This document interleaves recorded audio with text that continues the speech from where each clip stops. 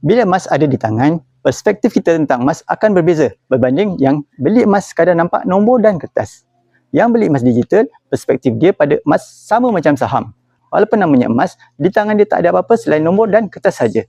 Jadi bila harga jatuh, dia nampak kerugian. Sama macam rugi melabur dalam saham. Tetapi penyimpan emas fizikal, bila harga jatuh, dia senyum je.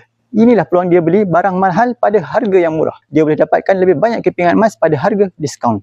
Sebab target dia nak ada banyak kepingan emas. Bukan sekadar tengok nombor dan kertas. Yang tengok nombor, dia mudah gusar bila harga emas jatuh. Yang sekadar tengok nombor, dia tak boleh feel emas tu adalah simpanan, penyimpan nilai. Walaupun katanya dia beli emas, nombor-nombor iaitu emas digital yang dia itu membuatkan otak dia masih lagi konflik antara simpanan ataupun pelaburan. Orang lain dah simpan emas fizikal sampai 1 kilogram satu keluarga dan boleh ada tabungan yang kukuh dan boleh tutup hutang dan boleh beli hartanah hasil simpanan emas. Tapi dia masih lagi sibuk berhujah sama ada emas ni simpanan atau pelaburan. Sebab itu pakar-pakar emas dunia bila bercakap pasal emas, mereka fokus emas fizikal.